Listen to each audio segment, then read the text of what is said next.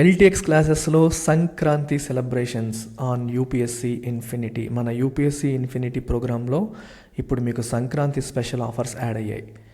నార్మల్గా 60,000 ఉన్న మన ఫీజు ఇప్పుడు మీకు 48,000కే లభిస్తుంది. సో 12,000 రూపాయల డిస్కౌంట్ మీకు లభిస్తుంది.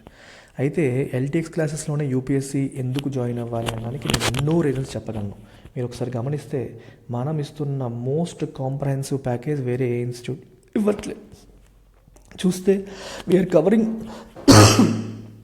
GS, CSAT, current affairs, NCERT, prelims test series, mains answer writing, ఇవన్నీ యూపీఎస్సీకి పనికొచ్చేవి. ప్రతి ఒక్కటి మనం కవర్ చేసాం, ఏది మిస్ అవ్వట్లేదు. మీరు ఒకసారి చెక్ చేసుకోండి.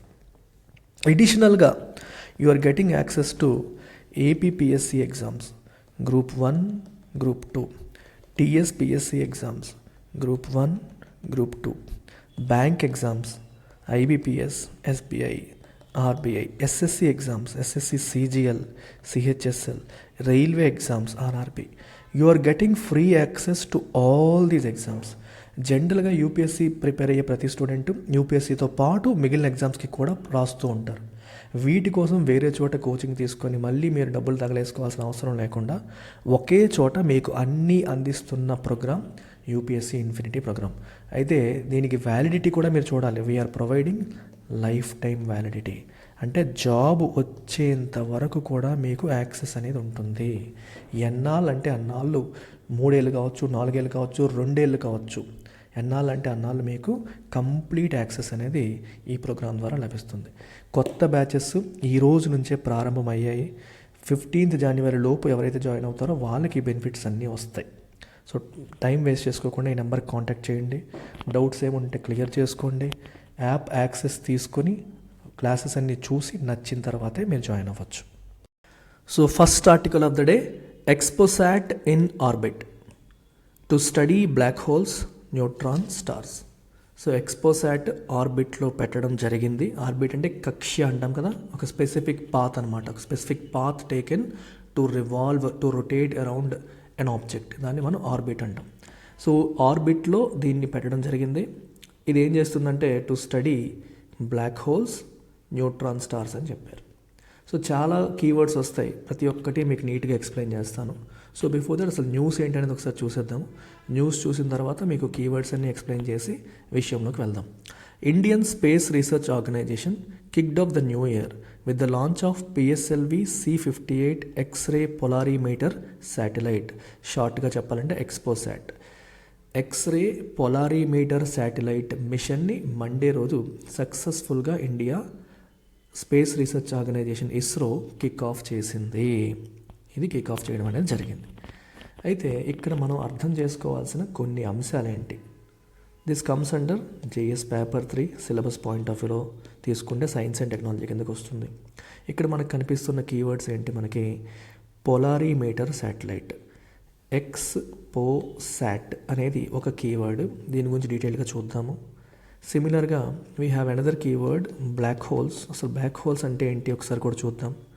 అలాగే వీ హ్యావ్ న్యూట్రాన్ స్టార్స్. ఈ న్యూట్రాన్ స్టార్స్ని మనం పల్సర్స్ అని కూడా అంటాము. ఈ పల్సర్స్ అంటే ఏంటి అనేది కూడా ఒకసారి చూద్దాము. ఆ తర్వాత ఇక్కడ ఇంకొక ఇంపార్టెంట్ కాన్సెప్ట్ తెలుసుకోవాల్సింది పోలరైజేషన్. Polarisation of X-rays. మీరు ఎక్స్పోసాట్ ఏం చేస్తుందని చెప్పాము. ఎక్స్పోసాట్లో ఏముంది, మనకి పొలారీమీటర్ ఉంది. ఈ పొలారీమీటర్ ఏం చేస్తుంది, polarimeter studies polarization of X rays. అసలు పోలరైజేషన్ అంటే అర్థం ఏంటి, what is the meaning of polarization and polarimeter ఏం చేస్తుంది, దీన్ని స్టడీ చేయడం వల్ల మనకు వచ్చిన ఉపయోగం ఏంటి అనేది మనం ఇవాళ దీంతో భాగంగా నేర్చుకుందాం. అట్ ద సేమ్ టైం ఈ ఎక్స్పోసాట్ని కక్షలోకి తీసుకెళ్లిన satellite launch vehicle is PSLV. PSLV దీన్ని కక్షలోకి తీసుకెళ్ళాలి. సో 1 by 1 ఒక్కొక్కటి చూసుకుంటూ మనం వెళ్దాం. సో మొట్టమొదటిది అసలు వాట్ ఈజ్ పిఎస్ఎల్వి. పిఎస్ఎల్వి అంటే మనకి పూర్తి form polar satellite launch vehicle.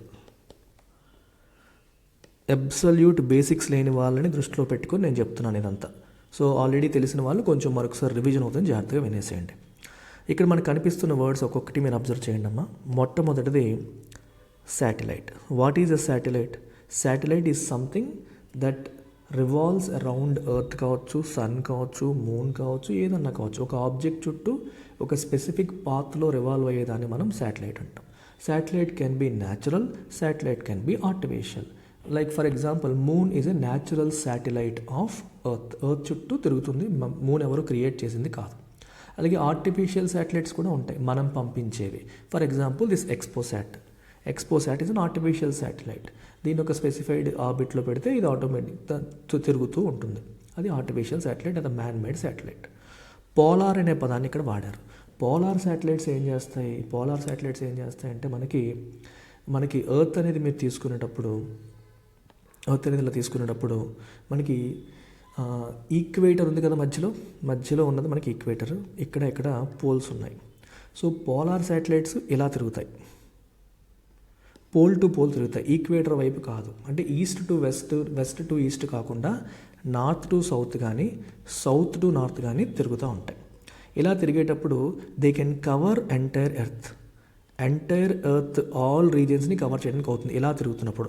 ఇలా తిరిగేటప్పుడు ఏమవుతుందంటే ఈక్వేటర్ దగ్గర ఉన్న రీజియన్సే కవర్ చేయడానికి పాసిబిలిటీ ఉంటుంది. ఇలా తిరిగేటప్పుడు అన్ని రీజియన్స్ని టచ్ చేయడానికి స్కోప్ ఉంటుంది.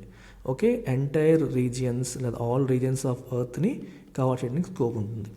సో ఈ పోలార్ శాటిలైట్స్ ఏవైతే ఉంటాయో ఇవి they are stationed above poles, just above poles అని మీరు చెప్పొచ్చు. అంటే పోల్స్కి దగ్గరలో, మరీ దూరంగా 1000 కిలోమీటర్ల పైన కాదు, లెస్ దాన్ 1000 కిలోమీటర్స్. ఇప్పుడు ఈ పర్టికులర్ శాటిలైట్ మీరు తీసుకుంటే ఇది రఫ్లీ ఇదిగోండి 650 కిలోమీటర్ల ఆర్బిట్లో పెట్టడం జరిగింది. 650 కిలోమీటర్ల పైన ఉన్న ఆర్బిట్లో పెట్టడం అనేది జరిగింది. సో మరీ ఎత్తు కాదు, ఒక పర్టికులర్ ఎత్తు. ఇంకా పైవి ఏంటంటే మనకి జిఎస్ఎల్వి అని ఇవి ఇంకా పైకి వెళ్తాయి. ఇవి మరీ అంత పైకి వెళ్లకుండా ఒక పర్టికులర్ హైట్లో ఆపరేట్ అవుతాయి అన్నమాట. ఈ పిఎస్ఎల్వి ద్వారా వెళ్ళేవి జనరల్గా ఏం వెళ్తాయంటే ఎర్త్ అబ్జర్వేషన్ శాటిలైట్స్ ఎక్కువగా వెళ్తూ ఉంటాయి, అంటే అబ్జర్వేషన్ చేసేవి. జిఎస్ఎల్విలో వెళ్ళేవి జనరల్గా మనకి కమ్యూనికేషన్ శాటిలైట్స్. జిఎస్ఎల్వి అనేది geosynchronous satellite launch vehicle కదా, జియో శాటిలైట్ లాంచ్ వెహికల్. అందులో మనకి కమ్యూనికేషన్ శాటిలైట్స్ కొంచెం ఎక్కువ బరువు ఉన్నవి వెళ్తూ ఉంటాయి. దీంట్లో కొంచెం తక్కువ బరువు ఉన్నవి, అలాగే తక్కువ దూరంలో ఉన్నవి, ఎర్త్ అబ్జర్వేషన్ ప్రైమ్ ఆబ్జెక్టివ్గా వెళ్ళేవి వెళ్తూ ఉంటాయి. అంటే కొన్ని పారామీటర్స్ని అబ్జర్వ్ చేయండి. దీనివల్ల మనకి జనరల్గా ఫర్ ఎగ్జాంపుల్ వెదర్ ప్యాటర్న్స్ని ప్రిడిక్ట్ చేయడానికి, ఎక్కడ ఏమున్నాయో కనుక్కోవడానికి అబ్జర్వేషన్ శాటిలైట్స్ ఎక్కువగా పిఎస్ఎల్వి ద్వారా వెళ్తూ ఉంటాయి. నెక్స్ట్ మనకి కనిపిస్తున్న పదాలు లాంచ్ వెహికల్. సో ఇప్పుడు మనం మాట్లాడుతోంది ఒక శాటిలైట్. ఎటువంటి శాటిలైట్? Polar satellite. మరి ఈ పోలార్ శాటిలైట్ నింగికి తీసుకెళ్లేది ఏంటి, స్పేస్లోకి తీసుకెళ్లేది ఏంటి? అదే లాంచ్ వెహికల్. లాంచ్ వెహికల్ ఇంకొక పదం అంటే రాకెట్. ఇది వెహికల్ అనమాట. ఇది ఈ శాటిలైట్ని తీసుకెళ్తూ ఉంటుంది. ఈ లాంచ్ వెహికల్లో ఈ పిఎస్ఎల్వి లేదా జిఎస్ఎల్వి పైకి వెళ్తున్నప్పుడు ఈ రాకెట్స్లో శాటిలైట్స్తో పాటు కొన్ని సందర్భాల్లో వేరే రకరకాల పేలోడ్స్ని కూడా తీసుకెళ్తారు. పేలోడ్ అంటే ఎనీ కైండ్ ఆఫ్ మెషినరీ లేదా any kind of object that is carried in this vehicle. ఈ వెహికల్తో పాటు స్పేస్కి వెళ్ళే ఏదైనా సరే దాన్ని పేలోడ్ అని మనం అనొచ్చు అనమాట. సో ఈ పోలార్ శాటిలైట్ లాంచ్ వెహికల్లో ఎక్స్పోసాట్ అనే పేలోడ్ని లేదా శాటిలైట్ని క్యారీ చేశారు. ఈ క్యారీ చేసిన శాటిలైట్ యొక్క పని ఏంటి అంటే బ్లాక్ హోల్స్ని, న్యూట్రాన్ స్టార్స్ని స్టడీ చేయడం అని చెప్పి అంటున్నారు. మరి బ్లాక్ హోల్ అంటే ఏంటి? బ్లాక్ హోల్ అనేది మీకు స్పేస్లో there are certain areas which have huge enormous gravity, విపరీతమైన గ్రావిటీ ఉండే ఆబ్జెక్ట్స్ అనమాట. అవి విపరీతమైన గ్రావిటీ ఉండే జనరల్గా ఒక స్టార్ భయంకరంగా ఎక్స్ప్లోడ్ అయిపోయి తనలో తనే పడిపోయినప్పుడు ఇలాంటి బ్లాక్ హోల్స్ ఫామ్ అవుతాయి. కృష్ణబిలం అంటాం తెలుగులో. Even light also can't escape from it. లైట్ని కూడా ఇది లాగేస్తుంది. గ్రావిటీ ఎక్కువ ఉంటే ఏమవుతుందో లాగేస్తుంది కదా, తన వైపు లాగేస్తుంది. ఏది తీసుకెళ్ళి తన వైపు లాగేస్తూ ఉంటుంది, మొత్తం తన వైపు లాగేస్తూ ఉంటుంది. ఈవెన్ లైట్ కూడా దీని నుంచి పాస్ అవ్వదు. లైట్ మొత్తం లాగేయడం వల్ల అది ఎప్పుడు చీకటిగానే ఉంటుంది. అందుకే బ్లాక్ హోల్ అంటారు. So enormous amount of gravity అక్కడ ఉంటుంది. So nothing can pass it. అందులోకి దగ్గరికి వెళ్ళామంటే లాగేస్తుంది లోపలికి. అలాంటి దాన్ని బ్లాక్ హోల్స్ అంటాం. ఇంకొకటి న్యూట్రాన్ స్టార్స్ లేదా పల్సర్స్ అంటాం. న్యూట్రాన్ స్టార్స్, పల్సర్స్ ఏంటంటే they are actually remnants of stars after explosion. Stars కొన్నిసార్లు సూపర్ నోవా ఎక్స్ప్లోజన్ అని అంటుంటాం. ఎక్స్ప్లోడ్ అయిన తర్వాత దానికి కోర్ ఉండిపోయి మిగిలిన పార్ట్ అంతా చెల్లాచెదరైపోతుంటుంది. ఆ ఉండిపోయిన కోర్నే మనం, ఆ కోర్లో మెజారిటీ న్యూట్రాన్స్ ఉంటాయి. అంటే ఫోటాన్స్, ఎలక్ట్రాన్స్ కంటే న్యూట్రాన్స్ ఎక్కువగా ఉంటాయి అన్నమాట ఆ కోర్లో. అందుకని దాన్ని న్యూట్రాన్ స్టార్స్ అని, దానికి ఇంకో పేరు పల్సర్స్ అని కూడా అంటూ ఉంటాం. అయితే ఈ న్యూట్రాన్ స్టార్స్, బ్లాక్ హోల్స్ ఏం చేస్తాయి? ఇవి ఏం చేస్తాయంటే దే ఎమిట్ ఎక్స్రేస్ని ఎమిట్ చేస్తూ ఉంటాయి. ఇవి కాకుండా ఇంకా చాలా సెలెస్టియల్ ఆబ్జెక్ట్స్, స్పేస్లో ఉండే ఆబ్జెక్ట్స్ ఎక్స్రేస్ని ఎమిట్ చేస్తూ ఉంటాయి. ఈ ఎక్స్రేస్, ఎమిట్ అవుతున్న ఎక్స్రేస్ యొక్క పోలరైజేషన్ని స్టడీ చేయడం ఈ ఎక్స్పోసాట్ యొక్క ఆబ్జెక్టివ్. సో ఈ పోలరైజేషన్ అంటే ఏంటో కూడా చూద్దాం. ఎమిట్ అవుతున్న ఎక్స్రేస్ ఏవైతే ఉన్నాయో in general they are disorderly, అంటే ఒక ర్యాండమ్గా వెళ్తూ ఉంటాయి. So they travel in random directions. But ఈ ఎక్స్రేస్ ట్రావెల్ అవుతున్నప్పుడు they also touch different subjects, different ఆబ్జెక్ట్స్ని టచ్ అవుతాయి, దాని చుట్టూ ఉండే ఎన్వైర్న్మెంట్తో ఇంటరాక్ట్ అవుతాయి. ఇంటరాక్ట్ అవ్వడం వల్ల some times they get organised, అవి ఆర్గనైజ్ అయ్యే అవకాశం ఉంటుంది. ఆర్గనైజ్డ్ అంటే అర్థం ఏంటంటే ఒక స్పెసిఫిక్ డైరెక్షన్లో వెళ్ళడం. ఒక స్పెసిఫిక్ డైరెక్షన్లో వెళ్తున్నాయి అంటే ఆర్గనైజ్ అయ్యాయి అని అర్థం. ఈ రేస్ అనేవి స్పెసిఫిక్ డైరెక్షన్లో సర్క్యులర్ పాత్లో కావచ్చు, లేకపోతే లీనియర్ పాత్లో కావచ్చు, ఒక స్పెసిఫిక్ డైరెక్షన్లో వెళ్తున్నాయి అంటే యూసే దే ఆర్ పోలరైజ్డ్. అలాంటి వాటిని మనం పోలరైజ్డ్ ఎక్స్రేస్ అంటాం. నార్మల్ ఎక్స్రేస్కి పోలరైజ్డ్ ఎక్స్రేస్కి డిఫరెన్స్ ఏంటి? Polarised X-rays travel in fixed specific direction. అంటే ఫర్ ఎగ్జాంపుల్ ఇలా చూడండి, ఇలా ఒక డైరెక్షన్లో పద్ధతిగా వెళ్తున్నాయి అనుకోండి, ఇవి పోలరైజ్డ్. అలా కాకుండా ఒకటి ఇలాగా, ఒకటి ఇలాగా, ఒకటి ఇలాగా, ఒకటి అలా ర్యాండమ్గా వెళ్తున్నాయి అనుకోండి, ఇవి నాట్ పోలరైజ్డ్.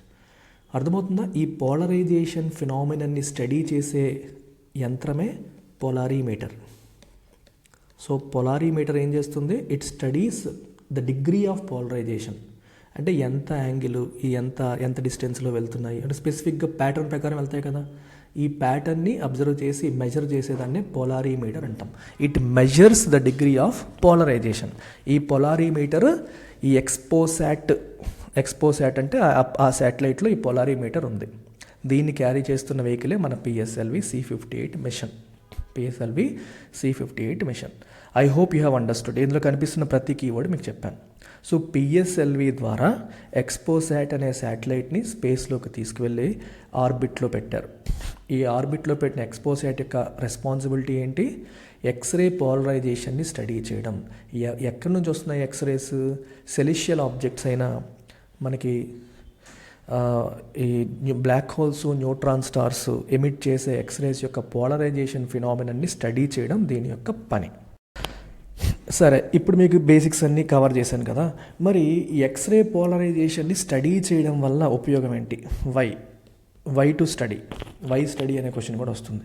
ఎందుకు స్టడీ చేయాలంటే ఈ పోలరైజేషన్ ఫినామినన్ని బట్టి వీటిని ఎక్స్రేస్ని ఎమిట్ చేస్తున్న వస్తువుల గురించి, ఎమిట్ చేస్తున్న ఆబ్జెక్ట్స్ గురించి మనకి కొంత అవగాహన వచ్చే అవకాశం ఉంటుంది. అంటే ఒక ఆబ్జెక్ట్ నుంచి, ఫర్ ఎగ్జాంపుల్ ఇది ఒక ఆబ్జెక్ట్, దీని నుంచి ఎక్స్రేస్ వస్తున్నాయి. ఈ ఎక్స్రేస్ పోలరైజ్డ్గా వస్తున్నాయా లేదా అనే దాన్ని మనం స్టడీ చేయడం ద్వారా దీని యొక్క స్ట్రక్చర్ గురించి, దీని యొక్క ప్రాపర్టీస్ గురించి కొంత అవగాహన పొందే అవకాశం వస్తుంది. అంటే by studying X-ray polarisation we can gain some insights about the objects which are emitting these x-rays. వీటిని ఎమిట్ చేస్తున్న ఎక్స్రేస్ గురించి, వాటి సరౌండింగ్ ఎన్వైరన్మెంట్ గురించి మనకి కొన్ని ఇన్సైట్స్ వచ్చే అవకాశం ఉంది, అవగాహన వచ్చే అవకాశం అనేది ఉంది. అవగాహన వచ్చే అవకాశం అనేది ఉంది. అర్థమైందా? This is what we need to understand as far as X-ray polarisation is concerned. అలాగే ఇంకొకటి మనం తెలుసుకోవాల్సింది, పోలరైజ్డ్ ఎక్స్రేస్ అనేవి చాలా ఇంపార్టెంట్. రియల్ లైఫ్లో చాలా అప్లికేషన్స్ ఉన్నాయి. అసలు ఎక్స్రేస్ ఎందుకు పనికి వస్తాయి చెప్పండి, ఆలోచించండి ఒకసారి. ఇది ఒక ఆబ్జెక్ట్ ఉందనుకోండి, ఇప్పుడు మనం లైట్ ఉంది, నార్మల్ లైట్ ఉంది. నార్మల్ లైట్ ఈ ఆబ్జెక్ట్ పైన పడినప్పుడు మన కళ్ళు ఆబ్జెక్ట్ పైన ఉపరితలాన్ని చూడగలుగుతాయి. కానీ ఆబ్జెక్ట్ లోపల ఉన్నది మనం చూడాలంటే మన కళ్ళు చూడగలుగుతాయా? చూడలేవు. నార్మల్ లైట్ పెనట్రేట్ అవ్వగలుగుతుందా? వెళ్ళలేదు. కానీ ఎక్స్రేస్ కెన్ పెనట్రేట్. ఒక ఆబ్జెక్ట్ లోపలికి ఎక్స్రేస్ పెనిట్రేట్ అవ్వగలవు. ఎక్స్రేస్ పెనిట్రేట్ అవ్వగలుగుతాయి కాబట్టి ఆబ్జెక్ట్ లోపల ఎలా ఉందో కూడా మనకు తెలుస్తుంది. ఇప్పుడు మన కాళ్ళకి ఒక బోన్ ఫ్రాక్చర్ అయిందన్నారు, ఎక్స్రే తీయండి అంటారు. ఎక్స్రే తీయడం వల్ల దాని అర్థం ఏంటి? లోపల ఎలా ఉందో ఎక్స్రే లోపలికి చొచ్చుకు వెళ్ళగలుగుతుంది. ఎక్స్రే ద్వారా ఇమేజింగ్ జరుగుతుంది, లోపల ఉన్నది కూడా మనం చూడగలుగుతాం. సో మెడికల్ ఫీల్డ్ అనే కాదు, చాలా ఫీల్డ్స్లో ఎక్స్రేస్ అప్లికేషన్స్ ఉన్నాయి. అదే ఎక్స్రేస్ యొక్క డైరెక్షన్ మనం కంట్రోల్ చేయగలిగామనుకోండి, డైరెక్షన్ కంట్రోల్ చేయడం ఏమంటాం? పోలరైజేషన్ అంటున్నాం. పోలరైజ్డ్ ఎక్స్రేస్ ద్వారా అంటే డైరెక్షన్ని కంట్రోల్ చేయడం ద్వారా ఓకే మనం చాలా రకాల ఉపయోగాల్ని పొందే అవకాశం అనేది ఉంటుంది. అలాగే ఈ పోలరైజేషన్ ఫినామినన్ని స్టడీ చేయడం ద్వారా దాన్ని రిలీజ్ చేస్తున్న ఎక్స్రేస్ని రిలీజ్ చేస్తున్న ఆబ్జెక్ట్స్ గురించి కూడా కొన్ని విషయాలు మనం తెలుసుకునే అవకాశం అనేది లభిస్తుందన్నమాట. ఇది బ్రీఫ్గా ఈ పర్టికులర్ మిషన్ యొక్క ప్రాధాన్యత, ఎక్స్రే పోలరైజేషన్ యొక్క ప్రాధాన్యత మనం తెలుసుకున్నాం. అలాగే ఎక్స్పోసాట్ యొక్క ప్రాధాన్యత తెలుసుకున్నాం. అయితే ఇంకా కొన్ని విషయాలు మీరు తెలుసుకోవాలి. ఏంటి తెలుసుకోవాలి అంటే చాలా చాలా ఇంపార్టెంట్ పాయింట్ చూడండి. ఇక్కడ రాసిన పారామీటర్స్ చూడండి. XPoSat is the only go through this. XPoSat is the only second X ray polarimetry mission in the world. అందుకు ఇది significant. After NASA's imaging X ray polarimeter explorer IXPE launched in 2021. So ప్రపంచంలో ఒక్కటే ఉంది ఇప్పటివరకు, నాసా వాళ్ళు launch చేసిన x ray పొలారిమెట్రీ explorer ఏదైతే ఉందో 2021లో లాంచ్ అయింది, అదొక్కటే ఉంది. దాని తర్వాత వచ్చిన పొలారిమెట్రీ మిషన్ ఎక్స్పోసాట్ మాత్రమే. రష్యా, చైనా ఇన్ని దేశాలున్న అమెరికా తర్వాత ఎవరు కూడా ఇలాంటి మిషన్ లాంచ్ చేయలేదు, కానీ ఇండియా లాంచ్ చేసింది. సో చాలా మంచి mission. It is the first dedicated scientific satellite from ISRO to carry out research in space-based polarization measurements of X-ray emission from celestial sources. ఇప్పుడు మనం మాట్లాడుకున్నాం కదా, ఇస్రో నుంచి వెళ్ళిన ఫస్ట్ డెడికేటెడ్ సైంటిఫిక్ శాటిలైట్. ఇక్కడ ఈ పదాన్ని మీరు గమనించండి. ఇక్కడ 2 పదాలు మనకు కనిపిస్తున్నాయి. ఈ ఇస్రో యొక్క మిషన్స్ని మనం ప్రధానంగా 2 మిషన్స్ కింద డివైడ్ చేయొచ్చు. ఇస్రో యొక్క మిషన్స్ని 2 మిషన్స్ కింద డివైడ్ చేయొచ్చు. ఒకటి scientific machines, 2 technological machines. Scientific machines, technological machines చాలా చాలా ఇంపార్టెంట్. అసలు సైన్స్కి టెక్నాలజీకి డిఫరెన్స్ ఏంటమ్మా? What is science, what is technology? Science అనేది ఏంటి? సైన్స్ అనేది స్టడీ ఆఫ్ న్యాచురల్ వరల్డ్.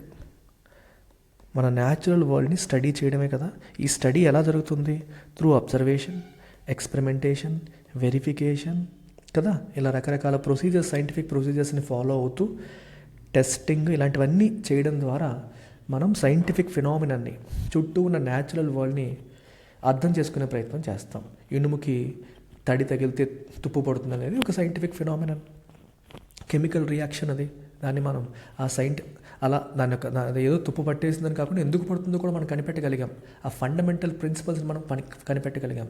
ఈ ఫండమెంటల్ ప్రిన్సిపల్స్ మనకి science. So science deals with gaining fundamental knowledge. Fundamental నాలెడ్జ్ని గెయిన్ చేసే ఆబ్జెక్టివ్తో ఉండేది సైన్స్. ఫండమెంటల్ నాలెడ్జ్ని మనం సైన్స్ ద్వారా గెయిన్ చేయగలుగుతాం. On the other hand we have technology. So technology deals with applying science for real life practical applications. మనం ఒక విషయాన్ని తెలుసుకొని ఏంటి ఉపయోగం? గ్రావిటీ అనేది ఎలా ఫంక్షన్ అవుతుందో తెలుసుకున్నాం. సో గ్రావిటీని ఎలా ఓవర్కమ్ చేయాలో కూడా మనకు తెలుస్తుంది. అందుకే మనకి రాకెట్స్ అనేవి కనిపెట్టగలిగాం. గ్రావిటీ అనే ఫినామినాన్ని తెలుసుకోవడం సైన్స్. సో ఆ ఫినామినాన్ని, ఆ ప్రిన్సిపల్స్ని ఉపయోగించి గ్రావిటీని ఓవర్కమ్ చేసి పైకి వెళ్ళాలంటే ఏం చేయాలి అనే ఆలోచనతో ఒక రాకెట్ని కనిపెట్టడం technology. So technology is about applying science for practical applications.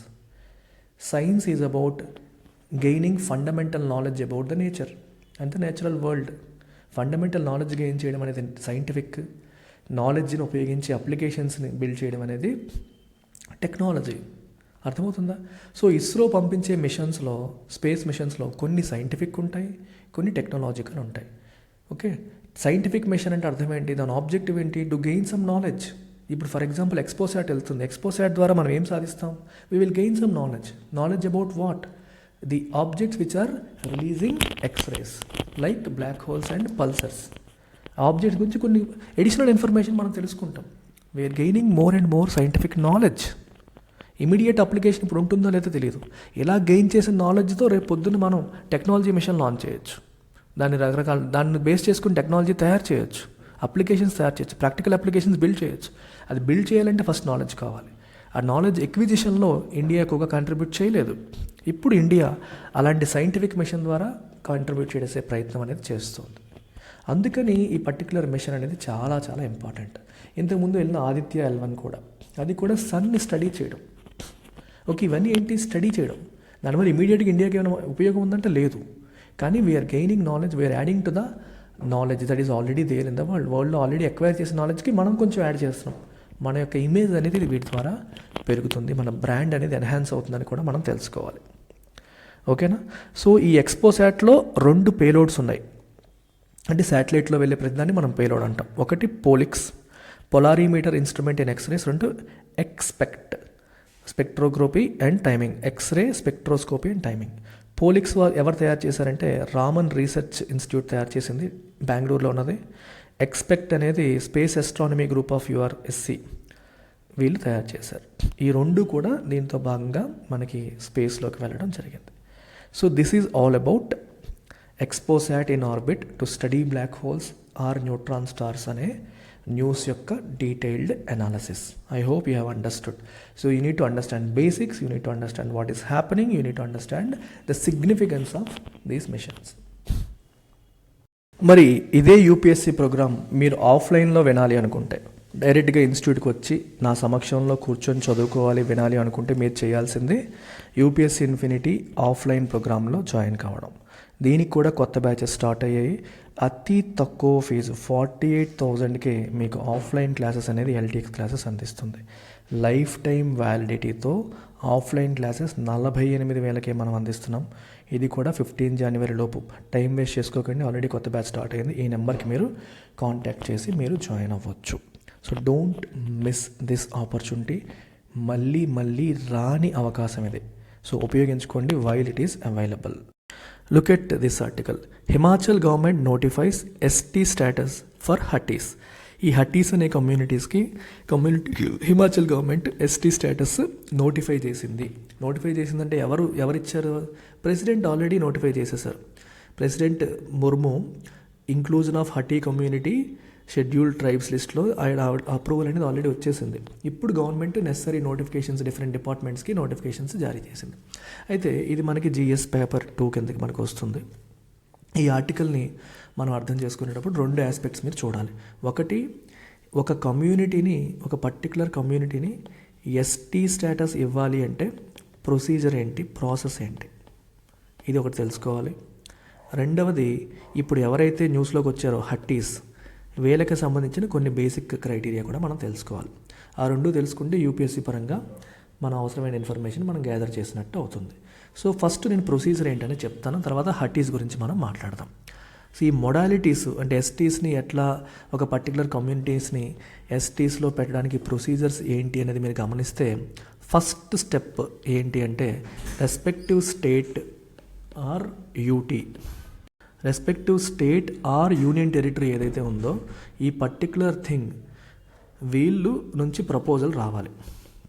అంటే వాళ్ళు ఏ రాష్ట్రానికి చెందిన వాళ్ళు లేదా ఏ యూనియన్ టెరిటరీకి చెందిన వాళ్ళు, ఆ పర్టికులర్ స్టేట్ లేదా యూనియన్ టెరిటరీ వాళ్ళు ప్రపోజల్ పెట్టాలి.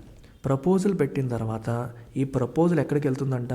This proposal goes to union tribal affairs ministry. Tribal affairs మినిస్ట్రీకి ప్రపోజల్ అనేది వెళ్తుంది. ఈ ప్రపోజల్ ట్రైబల్ అఫైర్స్ మినిస్ట్రీ నుంచి it is then forwarded to an organisation called ORGI, అంటే office of the registrar general of India. Office of the registrar general ఆఫ్ ఇండియాకి ఈ particular proposal అనేది వెళ్తుంది. ప్రపోజల్ వెళ్ళిన తర్వాత నెక్స్ట్ ఏం జరుగుతుందంటే, ఈ ORGI ఏదైతే ఉందో దే ఫాలో ఏ క్రైటీరియా. ఎవరు సెట్ చేసిన criteria? A criteria setup by A committee called Lokur committee. ఇవి మీరు నోట్ చేసుకోవాలి. లోకూర్ కమిటీ 1965లో ఒక క్రైటీరియా చెప్పింది. అంటే ఒక పర్టికులర్ కమ్యూనిటీ ఎస్టీయా లేదా కాదా అని తేల్చడానికి ఒక క్రైటీరియా చెప్పింది. ఈ క్రైటీరియాని ఫాలో అయ్యి ఈ పర్టికులర్ కమ్యూనిటీకి ఆ క్రైటీరియా పరంగా ఉన్న ట్రైట్స్ అన్నీ ఉన్నాయా లేదా అనేది ఓఆర్జేఏ వాళ్ళు డిసైడ్ చేస్తారు. ఫస్ట్ ఆఫ్ ఆల్ ఏంటి ఆ క్రైటీరియా అంటే, ఒకటి, they should have primitive traits, primitive లక్షణాలు అనేవి ఉండాలి. ఓకేనా, ఒకటి. రెండోది, they should have distinctive culture, మిగిలిన వాళ్ళతో కలిసేలా కాకుండా వాళ్ళకంటూ ఒక యునీక్ డిస్టింక్టివ్ కల్చర్ అనేది వాళ్ళకు ఉండాలి. మూడవది, జియోగ్రాఫికల్ ఐసోలేషన్, వాళ్ళు జియోగ్రాఫికల్గా ఐసోలేట్ అయ్యి, అంటే మిగిలిన వాళ్ళతో కలిసి కాకుండా విడిగా బతుకుతూ ఉండాలి, జియోగ్రాఫికల్ ఐసోలేషన్ అంటాం. And they should also have shyness of contact, వేరే వాళ్ళతో కలవడానికి వాళ్ళు ఇష్టపడకపోవడం, కలవడానికి ఇష్టపడకుండా సిగ్గుపడుతూ, ఈ రకమైన బిహేవియర్ అనేది ఉండడం. ఓకే. అండ్ ఫైనల్గా బ్యాక్వర్డ్నెస్, మిగిలిన వాళ్ళతో కలవడానికి ఇష్టపడకపోవడము, బ్యాక్వర్డ్నెస్. ఇవి ఫీచర్స్. ఈ ట్రైట్స్ అన్నీ ఉంటే, ఈ క్రైటీరియాని ఫుల్ఫిల్ అయితే వాళ్ళని ఎస్టీలో పెట్టడానికి ఓఆర్జీఏ వాళ్ళకి ఇబ్బంది ఉండదన్నమాట. సో వాళ్ళు డిసైడ్ చేస్తారు. సో ఓఆర్జీఏ అనేది అప్రూవల్ ఇస్తే, ఈ క్రైటీరియా ఫాలో అయిన తర్వాత వాళ్ళు అప్రూవల్ ఇస్తే, then it goes to national commission for scheduled tribes. National commission for scheduled ట్రైబ్స్కి వెళ్తుంది. So national commission for scheduled tribes కూడా ఓకే అంటే, then it goes to cabinet. Cabinet కూడా దీన్ని ఓకే అయితే, ఓకేనా, క్యాబినెట్ కూడా ఓకే అయితే, ఓకే, క్యాబినెట్ యొక్క పని ఏంటంటే మనకి నెససరీ అమెండ్మెంట్ చేయాలి, ఎస్టీ లిస్ట్ని అప్డేట్ చేయాలి కదా, కాన్స్టిట్యూషన్లో amendment to constitution. Okay, constitution amend చేయాల్సి ఉంటుంది, ఎస్టీ లిస్ట్ని అప్డేట్ చేయాల్సి ఉంటుంది. Once this is done, it goes to president. The final decision అనేది ఎవరి దగ్గరికి వెళ్తుంది? ప్రెసిడెంట్ దగ్గరికి వెళ్తుంది. So president office notifies, okay, specifying the changes in the constitution. అయితే ప్రెసిడెంట్కి పవర్స్ ఎక్కడి నుంచి వస్తున్నాయంటే ఆర్టికల్ 341 అండ్ 342 నుంచి ప్రెసిడెంట్కి వస్తున్న పవర్స్ ద్వారా ఆయన నోటిఫై చేయగలుగుతారు. Only president can finally notify it. Once president okay చేస్తే ఎస్టీ లిస్ట్లో చేరిపోయినట్టే లెక్క. ఆ తర్వాత ఇంకా ఫార్మాలిటీస్, ఆ పర్టికులర్ స్టేట్ అనేది డిఫరెంట్ డిపార్ట్మెంట్స్కి ఇండికేట్ చేస్తూ ఉంటుంది, అంతే, అంతకుమించి ఏం లేదు. ఇది మీరు తెలుసుకోవాల్సిన అంశాలు. ఎడిషనల్గా ప్రొసీజర్ మీకు అర్థమైంది కదా. ప్రొసీజర్ తర్వాత మీరు చూడాల్సిన అంశాలు ఏంటి అంటే, మనకి అసలు ఈ హట్టీ గురించి మనకి ఏం తెలుసు, ఈ హట్టీస్ గురించి మనకి ఏం తెలుసు అనేది కూడా మనం తెలుసుకోవాలి. They belong to Himachal Pradesh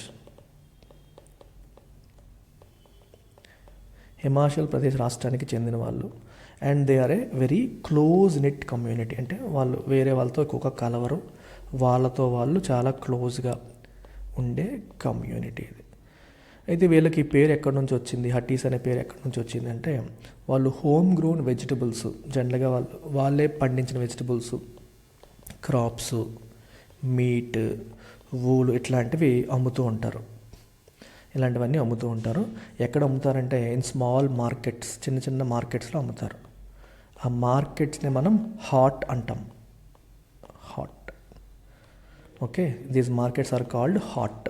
అక్కడ ఇవన్నీ అమ్మేవాళ్ళు కాబట్టి వీళ్ళని హట్టీస్ అని అనడం అనేది జరుగుతుంది. మీకు అర్థమవుతుందా? హట్టీస్ అది ఆ రకంగా మనకు వచ్చిన పేరు అనమాట. వీళ్ళు 1967 నుంచి డిమాండింగ్ ఎస్టీ స్టేటస్ సిన్స్ 1967, అప్పటి నుంచి కూడా ఎస్టీ స్టేటస్ వీళ్ళు అడుగుతూనే ఉన్నారు. అయితే ఫైనల్గా మనకి రావడం అనేది జరిగిందనమాట. ఇది అబౌట్ హట్టీస్. అయితే మీరు నెక్స్ట్ అడగచ్చు, వీళ్ళు ఈ ఎస్టీస్గా పెట్టడం వల్ల ఉపయోగం ఏంటి, బెనిఫిట్స్ ఏంటి, what are the benefits of being part of ST community? ఒకటి ఏమొస్తాయంటే, గవర్నమెంట్ స్కీమ్స్ ఫర్ ఎస్టీస్ అన్నీ వీళ్ళకి అప్లై అవుతాయి. ఎస్టీస్ కోసం గవర్నమెంట్ తీసుకొస్తున్న డిఫరెంట్ స్కీమ్స్ ఏవైతే ఉంటాయో అవన్నీ వీళ్ళకి అప్లై అవుతాయి. ఇంకా కొన్ని తీసుకుంటే స్కాలర్షిప్స్, ప్రభుత్వం ఎస్టీస్కి ఇచ్చే రకరకాల స్కాలర్షిప్స్ అన్నిటికీ వీళ్ళు అర్హులవుతారు. అలాగే కన్సెషనల్ లోన్స్ కూడా వీళ్ళకి వస్తాయి. ఎక్కడి నుంచి వస్తాయి? From national scheduled tribes finance and development corporation. National scheduled tribes finance and development corporation నుంచి వీళ్ళకి కన్సెషనల్ లోన్స్ వస్తాయి. అలాగే ఫ్రీ హాస్టల్స్లో ఫ్రీ అకామిడేషన్ అనేది లభిస్తుంది. అడిషనల్గా డిఫరెంట్ బెనిఫిట్స్ ఆఫ్ రిజర్వేషన్ కూడా వీళ్ళు పొందుతారు. రిజర్వేషన్ యొక్క బెనిఫిట్స్ కూడా వీళ్ళు పొందడం అనేది జరుగుతుంది.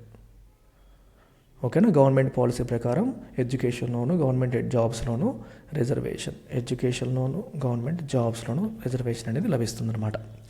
ఇలాంటి బెనిఫిట్స్ అన్నీ వీళ్ళకి వస్తాయి. So this is all about this news item called Himachal government notifies ST status for Hattis. Optionals prepare అవుతున్న వాళ్ళకి కూడా సువర్ణ అవకాశం. సంక్రాంతి సెలబ్రేషన్స్లో భాగంగా మీకు ఆప్షనల్స్ అతి తక్కువ ఫీజులో మనకు అందుబాటులోకి వచ్చేసాయి. అంటే 18,000కే మీకు లైఫ్ టైం వ్యాలిడిటీతో మన ఆప్షనల్స్ అనేవి వస్తున్నాయి. మీరు వ్యాలిడిటీ తగ్గించుకుంటాను అంటే 1 year వ్యాలిడిటీ తీసుకుంటే 9,999కే మీకు వస్తుంది. 6 months వ్యాలిడిటీ తీసుకుంటే 6,999కే మీకు వస్తుంది. ఇది 6 months, ఇది 1 year, ఇది లైఫ్ టైంలో 18,000కి మీకు లభిస్తుంది. సో మంచి అవకాశం.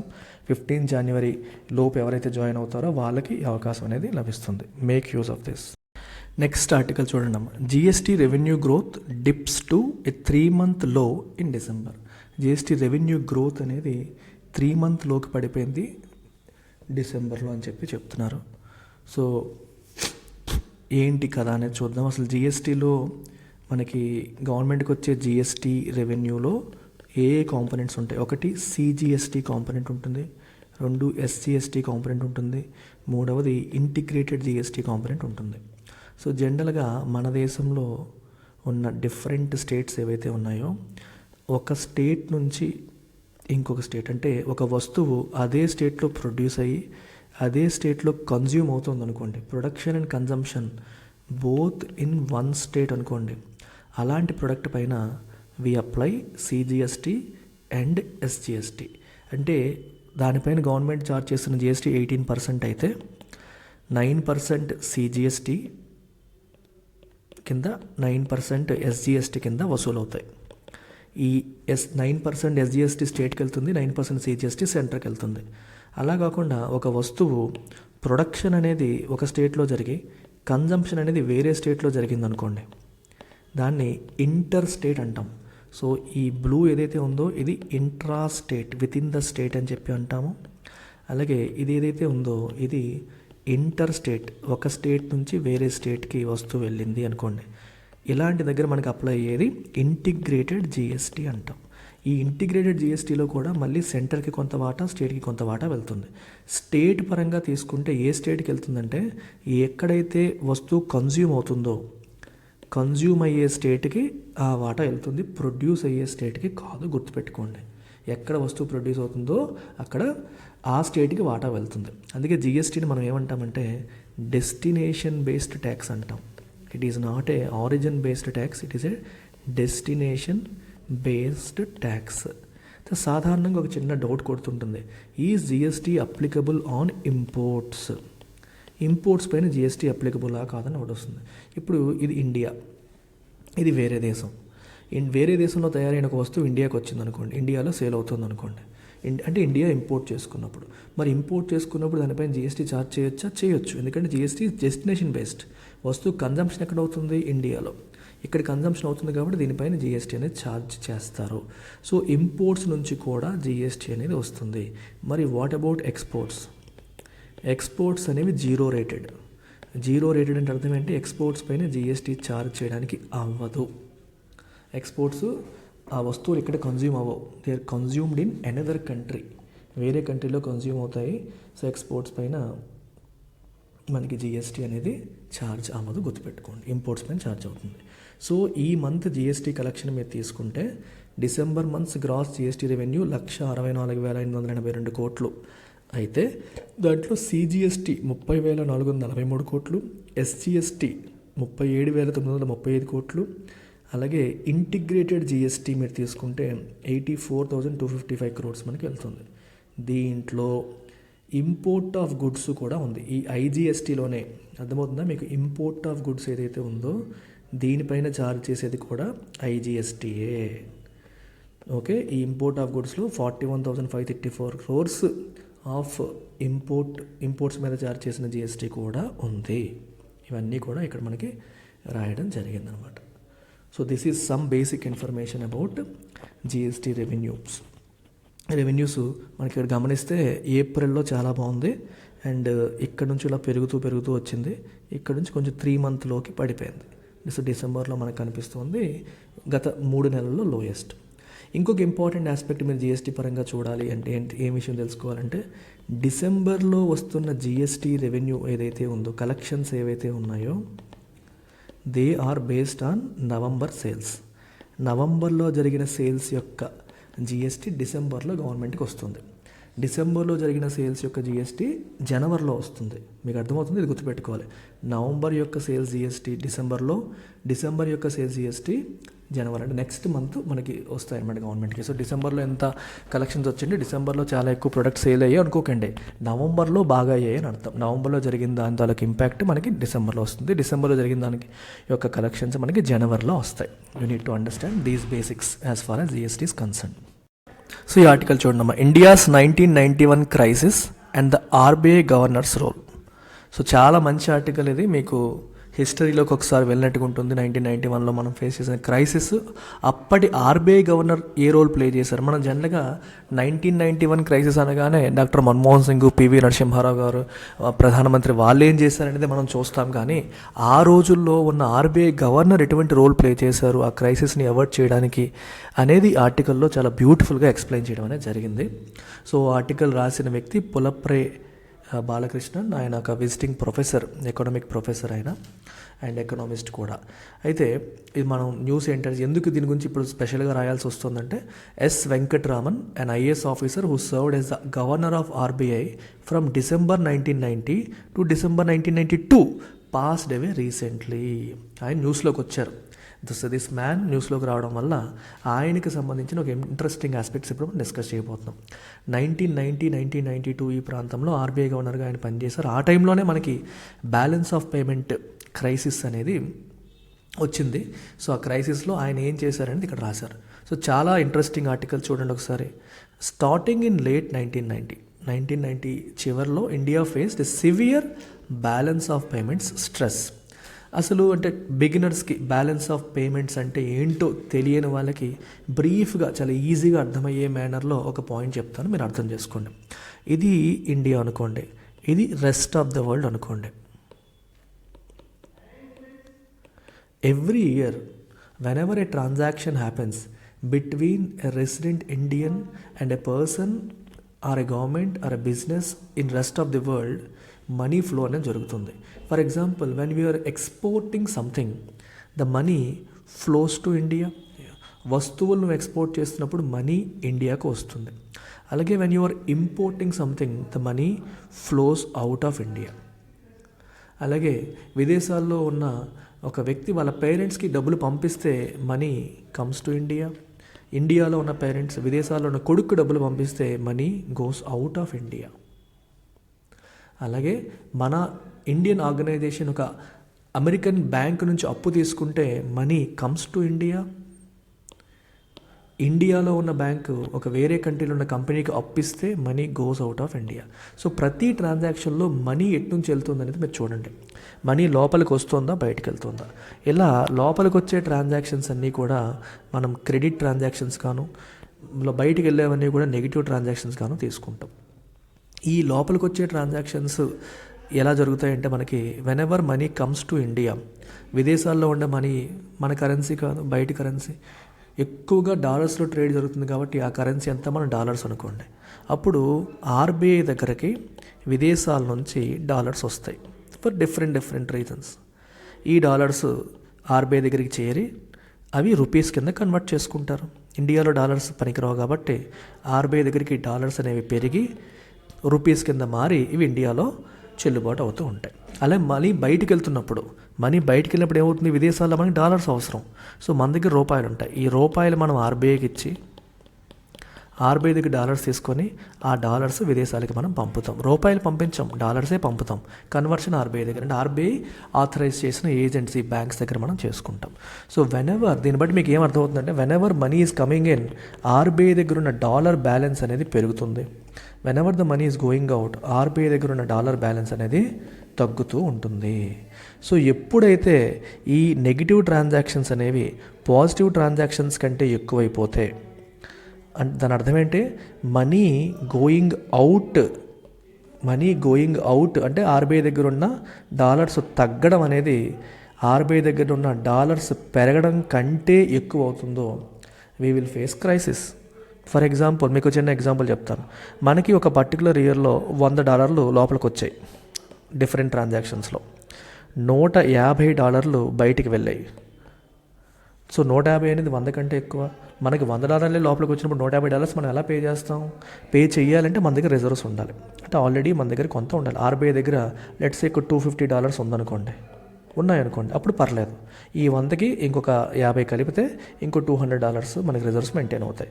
అలా కాకుండా ఇక్కడ బయటికి వెళ్ళేదే $400 అయితే మన దగ్గర వచ్చింది మరియు రిజర్వ్స్ కలిపి మనకి 350 అవుతుంది, ఇంకో 50 సరిపోవట్లేదు. అప్పుడు ఏం చేయాలి?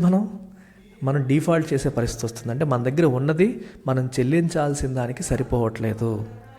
అలాంటి దాన్నే మనం బ్యాలెన్స్ ఆఫ్ పేమెంట్ క్రైసిస్ అంటాం. సో ఈ బ్యాలెన్స్ ఆఫ్ పేమెంట్ అనేది ఇలా ఉంటే నెగిటివ్ అయినట్టు, డెఫిసిట్ అయినట్టు. ఓకే, అలా కాకుండా ఈ నెగిటివ్స్ కంటే పాజిటివ్స్ ఎక్కువ ఉంటే సర్ప్లస్ ఉన్నట్టు. కానీ ఆ టైంలో మనకి నెగిటివ్స్ ఎక్కువ ఉన్నాయి, పాజిటివ్స్ తక్కువ ఉన్నాయి, చేతిలో ఉన్న రిజర్వ్స్ కూడా చాలా తక్కువ ఉన్నాయి. అందుకని మనం క్రైసిస్ అనేది ఫేస్ చేసాం. ఆ క్రైసిస్ అలాగే కంటిన్యూ అయ్యి ఉంటే మనం డిఫాల్ట్ చేసే పరిస్థితి కూడా వచ్చేది. డిఫాల్ట్ చేయడం అంటే అర్థం ఏంటమ్మా? డిఫాల్ట్ చేయడం అంటే మీనింగ్ ఏంటి? ఎగ్గొట్టడం. మన విదేశాలకి వేరే వాళ్ళకి చేయాల్సిన పేమెంట్లు ఎగ్గొట్టే పరిస్థితి కూడా వచ్చేది. అది రాకుండా మన ఎకనామిస్టులు మనల్ని కాపాడారు. సో ఇది మీరు కూడా అర్థం చేసుకోండి. ఇక్కడ ఏం చెప్పారో చూద్దాం ఇప్పుడు. సో 1990 బిగినింగ్లో India severe balance of payment క్రైసిస్ని ఫేస్ చేసింది. So this had been precipitated by a slowing of inward remittances. ఈ క్రైసిస్ ఇంకా పెద్దదైంది. ఎలాగా? Inward remittances. మనకి లోపల విదేశాల్లో పనిచేస్తున్న ఇండియన్స్ పంపిస్తూ ఉంటారు మనీ. వాళ్ళు డాలర్స్ పంపితే వాటిని ఆర్బీఐ రూపీస్ కింద మార్చి ఇస్తూ ఉంటుంది. ఆ రెమిటెన్సెస్ ఏమో తగ్గిపోతున్నాయి. And rise in the price of oil prices ఏమో పెరిగిపోయి. ఆయిల్ ప్రైసెస్ పెరిగితే మనకేంటి, India 80% of oil needs imports ద్వారానే ఫుల్ఫిల్ చేసుకుంటుంది. మరి ఆయిల్ పెరిగితే ఇంపోర్ట్ బిల్లు పెరిగిపోతుంది. ఇంపోర్ట్స్ అనేవి మనీ బయటికి తీసుకెళ్లే ట్రాన్సాక్షన్స్. సో ఈ 2 కారణాల వల్ల క్రైసిస్ మనకి ప్రెసిపిటేట్ అయింది. ఎందుకని ఆయిల్ ప్రైసెస్ పెరిగాయి? Following the invasion of Kuwait by Saddam Hussain. War జరిగినప్పుడు మనకి సప్లైస్ డిస్రప్ట్ అవుతాయి, సప్లై తగ్గి మనకి ధరలు పెరిగిపోయే పరిస్థితి వచ్చింది. Current account of balance of payments was subjected to double whammy. Double whammy అంటే దెబ్బ, 2 దెబ్బలు ఒకేసారి 2 దెబ్బలు తగిలాయి మనకి కరెంట్ అకౌంట్కి. బ్యాలెన్స్ ఆఫ్ పేమెంట్లో కరెంట్ అకౌంట్, క్యాపిటల్ అకౌంట్ అని ఉంటాయి. సో లాంగ్ టర్మ్ ట్రాన్సాక్షన్స్ జనరల్గా క్యాపిటల్ అకౌంట్లో రికార్డ్ చేస్తారు. షార్ట్ టర్మ్ ట్రాన్సాక్షన్స్ అన్నీ కరెంట్ అకౌంట్లో. అంటే exports, imports, remittances, interest payments, profits ఇలాంటివి ఎప్పటికప్పుడు తేలిపోయేవన్నీ కరెంట్ అకౌంట్లో. Long term investments, for example ఒక పెద్ద లోన్ తీసుకోవడం కావచ్చు, లేకపోతే పెట్టుబడి పెట్టడం కావచ్చు, లాంగ్ టర్మ్ పెట్టుబడులు కావచ్చు, ఇలాంటివన్నీ కూడా మనకి క్యాపిటల్ అకౌంట్లోకి వెళ్తాయి. So current account was subjected to a double whammy. ఎలాగా? ఏ రిడక్షన్ ఇన్ రిసీప్ట్స్ ఒకవైపు, ఇంకోవైపు వాల్యూ ఆఫ్ ఇంపోర్ట్స్ పెరిగిపోవడం. ఇంపోర్ట్స్ అనేవి ఏంటి, మనకి బయటికి వెళ్ళేది అది ఎక్కువైపోయింది, లోపలికి వచ్చేది తగ్గిపోయింది. సో 1991లో కరెంట్ అకౌంట్ డెఫిసిట్ అనేది 3% ఆఫ్ జీడీపీకి పెరిగిపోయింది. డెఫిసిట్ అంటే కరెంట్ అకౌంట్లో ప్లస్ ట్రాన్సాక్షన్స్, మైనస్ ట్రాన్సాక్షన్స్కి డిఫరెన్స్. మైనస్ ఎక్కువ ఉంటే డెఫిసిట్, ప్లస్ ఎక్కువ ఉంటే సర్ప్లస్ అనమాట.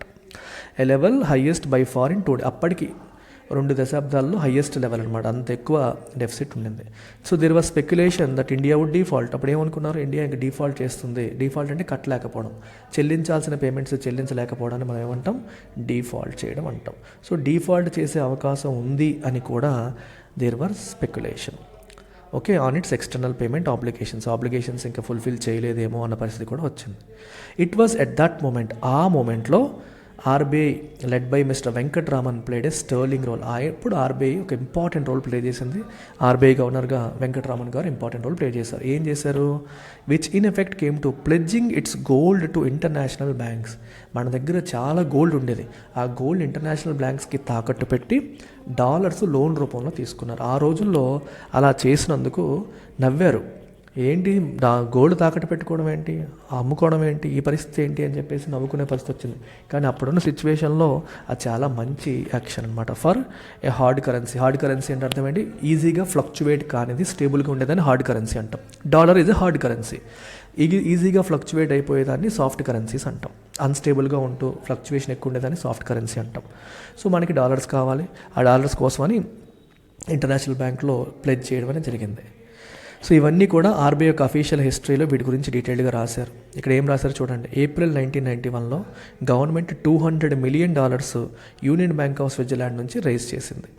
ఎలా? Through a sale with repurchase option. అంటే మన గోల్డ్ని వాళ్ళకి అమ్మి మళ్ళీ మేము కొనుక్కునే ఆప్షన్ కల్పించండి అని చెప్పేసి 20 టన్నుల గోల్డ్, ఓకే, అది కాన్ఫిస్కేటెడ్ స్మగ్లర్స్ నుంచి కాన్ఫిస్కేట్ చేసిన ఈ గోల్డ్ని తాకట్టు పెట్టి $200 మిలియన్ తీసుకుంది.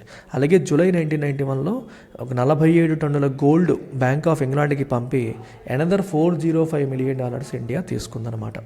సో దీనివల్ల ఆ టైంలో ఇంటర్నేషనల్ క్రెడిటర్స్, మనకు అప్పిచ్చిన వాళ్ళు డోనర్స్కి మనం పే చేయాల్సింది ఏదైతే ఉందో అది పే చేయడానికి మనకు ఉపయోగపడింది. అయితే కంప్లీట్గా క్రైసిస్ నుంచి మనల్ని బయటపడేసిందంటే లేదు, కంప్లీట్గా అబ్జాల్వ్ చేయడానికి సఫిషియెంట్ కాదు, కానీ ఓవరాల్గా మనకి చాలా వరకు ఈ పర్టికులర్ యాక్షన్ అనేది హెల్ప్ చేసింది. So the act of pledging the country's gold which involve transporting it overseas had been mocked by some. ఆ రోజుల్లో దాన్ని చాలామంది మాక్ చేశారు, క్రిటిసైజ్ చేశారు, నవ్వారు. అది ఆబ్వియస్గా వాళ్ళకి ప్రపంచం మీద అవగాహన లేదనే దాన్ని మనకి తెలియజేస్తుంది. ఎందుకంటే ఆర్బీఐ ఈ గోల్డ్ని ఉపయోగించి ఒక క్రైసిస్ని ఆపడం ఏదైతే ఉందో అది ఒక యాక్ట్ ఆఫ్ కరేజ్ కింద, ఒక సాహసోపేతమైన యాక్షన్ కింద మనం చూడవచ్చు. ఇన్ఫ్యాక్ట్ అది స్మార్టెస్ట్ ఎకనామిక్ మేనేజ్మెంట్ అని కూడా ఆధార్ అంటున్నారు. ఎందుకంటే 80% ఆఫ్ మనం ఆయిల్ విదేశాల నుంచి ఇంపోర్ట్ చేసుకుంటాం. సో మనకి డిపెండెన్సీలు అంత ఎక్కువ ఉన్నాయి. ఆ టైంలో ఎనఫ్ మనీ మనం లేకపోతే ఎంత బాధపడే వాళ్ళమో ఆలోచించండి. డిఫాల్ట్ చేసే పరిస్థితి వచ్చేది. ఒకవేళ మనం డిఫాల్ట్ చేసుంటే అదేమయ్యేది, ఇండియా యొక్క క్రెడిట్ ఇమేజ్ అనేది పోయేది, రేటింగ్ పడిపోయేది. ఎప్పుడైతే రేటింగ్ పడిపోతుందో మనకి ఎప్పుడైనా ఫ్యూచర్లో లోన్ కావాలన్నా ఇంటర్నేషనల్గా ₹1 కూడా లోన్ పుట్టని పరిస్థితి వస్తుంది. ఎప్పుడైతే లోన్ పుట్టదో మనం చాలా ఇబ్బందులు పడతాం. ప్రతి ఒక్కరికి కూడా మనకి ఎలాగైతే ఫ్యామిలీకి ఎలాగైతే అత్యవసరమైన సమయాల్లో అప్పులు చేయాల్సి వస్తుందో ప్రభుత్వానికి కూడా, కంట్రీకి కూడా ఇలాంటి పరిస్థితులు వస్తూ ఉంటాయి. ఆ వచ్చినప్పుడు ఇలాంటి సిచ్యువేషన్ అనేది మనకి వస్తూ ఉంటుంది. అర్థమైందా? వచ్చినప్పుడు మనం అప్పులు తీసుకోవాల్సిన సిచ్యువేషన్ వస్తుంది. మనకి క్రెడిట్ రేటింగ్ సరిగ్గా లేకపోతే వీళ్ళు డిఫాల్ట్ చేస్తారన్న ముద్ర పడితే, తీసుకున్నప్పు చెల్లించిన ముద్ర పడితే కొత్తగా లోన్స్ పుట్టని పరిస్థితి కూడా రావచ్చు. ఓకే, అది పరిస్థితి అనమాట. అలా కాకుండా ఆర్బీఐ తీసుకున్న నిర్ణయం ఆ క్షణానికి కాపాడిందని చెప్తున్నారు. సో ఈ sale and pledging of gold ద్వారా we got a breathing space within the payments క్రైసిస్లో వచ్చిన ప్రాబ్లంలో కొంత ఊపిరి పీల్చుకోవడానికి కొంత స్పేస్ లభించింది. అంటే ప్రాబ్లమ్ ఇమీడియట్గా అది పూర్తిగా సాల్వ్ అవ్వకపోయినప్పటికీ కొంత స్పేస్ అనేది వచ్చిందని ఆధార్ చెప్తున్నారు. సో దీనివల్ల నెక్స్ట్ ఆ తర్వాత ఎలక్షన్స్లో వచ్చిన మన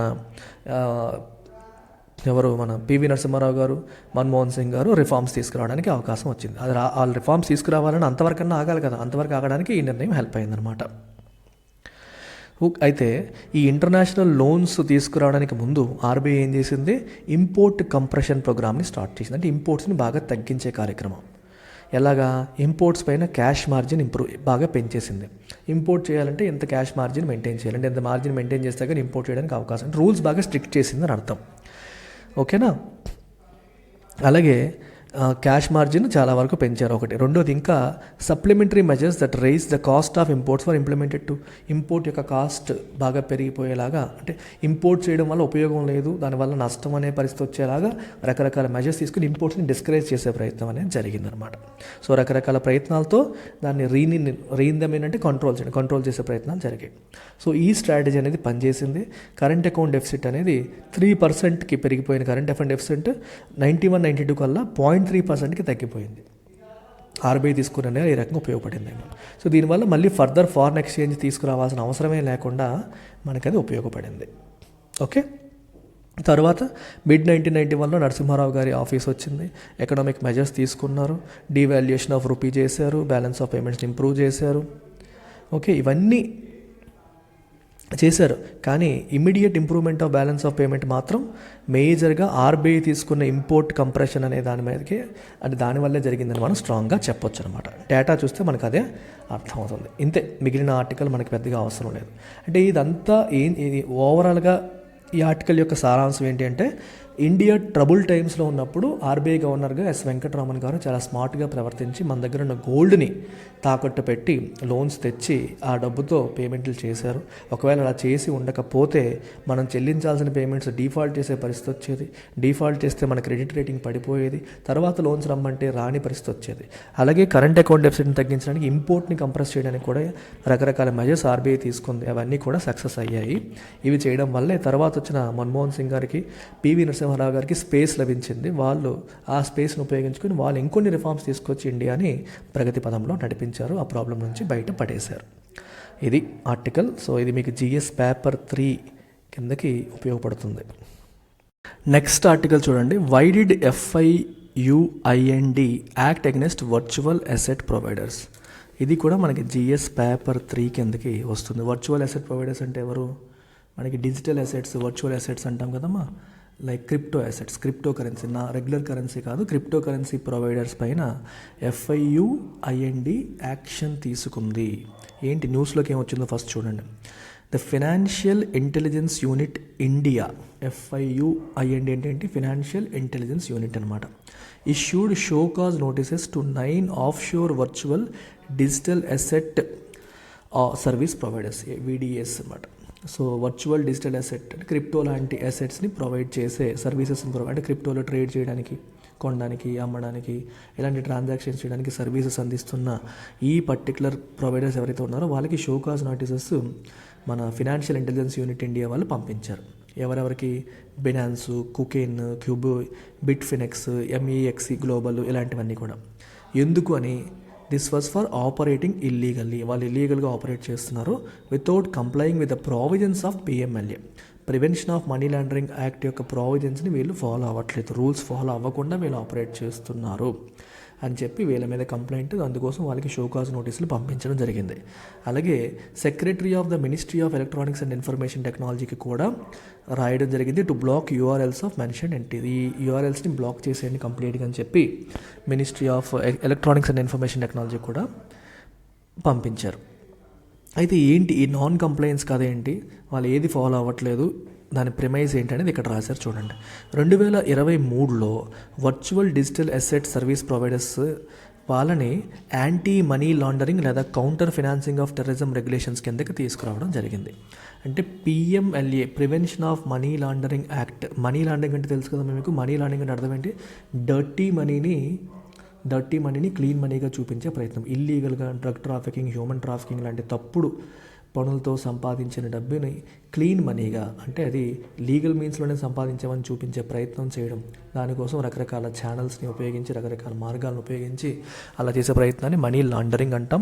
దాన్ని ప్రివెంట్ చేయడం కోసం ఇండియాలో ఉన్న ఒక స్పెషల్ అండ్ లోకల్ యాక్టే prevention of money laundering act లేదా PMLA.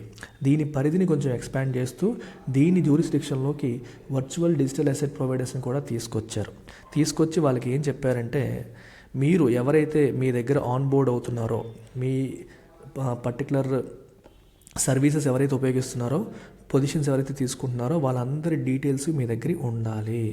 You need to have full details of all the clients.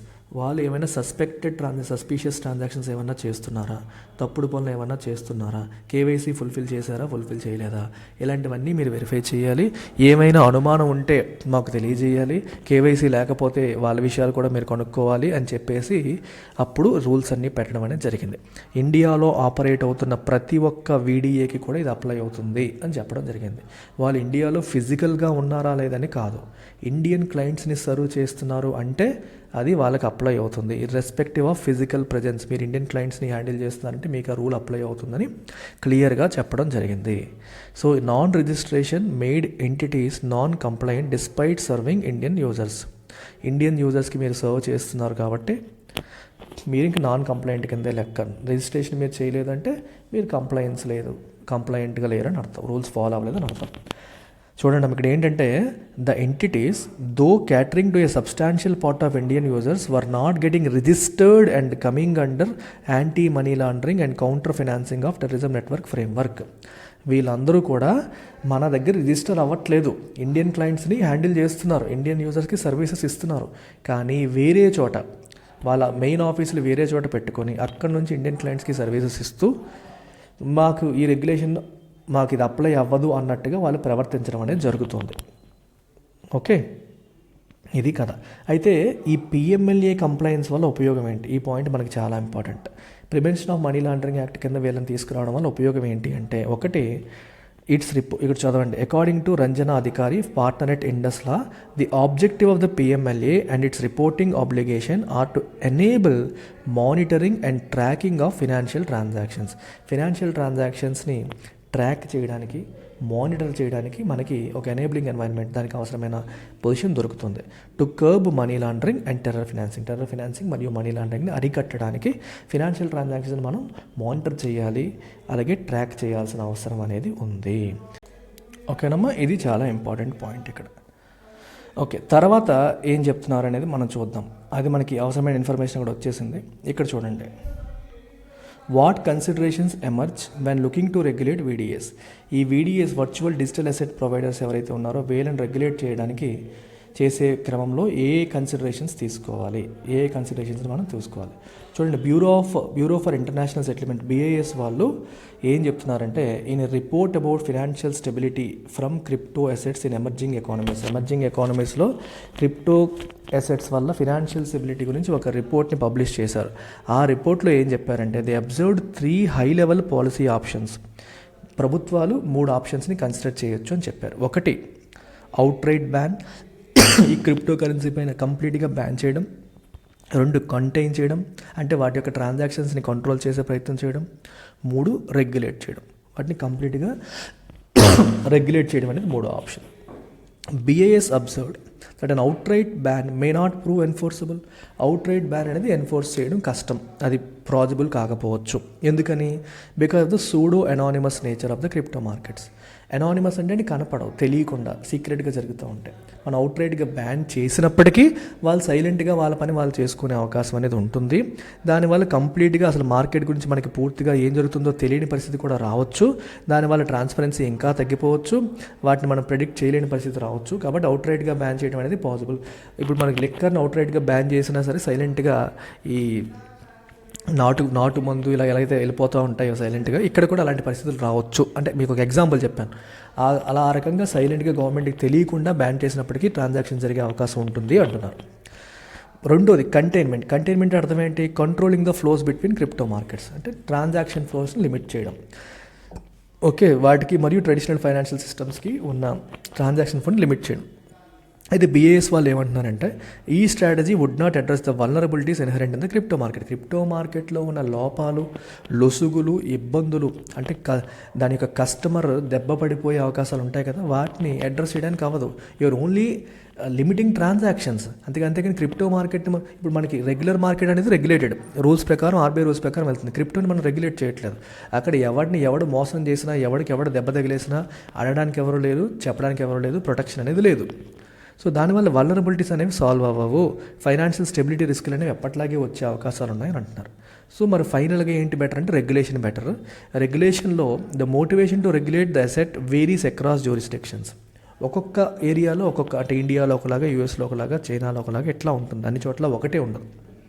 Report ఏముంటుందంటే, it must be ensured that the benefits of regulating and supervising are greater than the cost involve.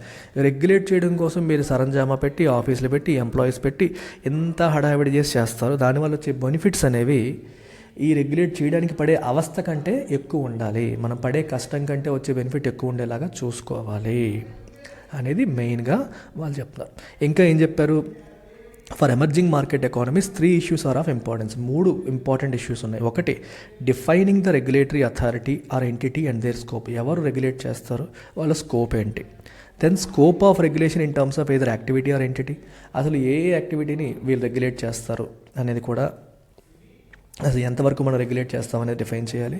మూడోది filling in the data gaps to understand the technology. అసలు ఈ crypto టెక్నాలజీని వీటన్నిటిని అర్థం చేసుకోవడానికి data గ్యాప్స్ని fill చేయడం. ఇలా 3 ఆస్పెక్ట్స్ మనం చేస్తే తప్పితే దీన్ని మనం ఫుల్ఫిల్ చేయలేమని చెప్పడం జరుగుతోంది. ఓకేనమ్మా, ఇది ఆల్ అబౌట్ దిస్ ఆర్టికల్. అంతకంటే మనకి పెద్దగా అవసరం లేదు.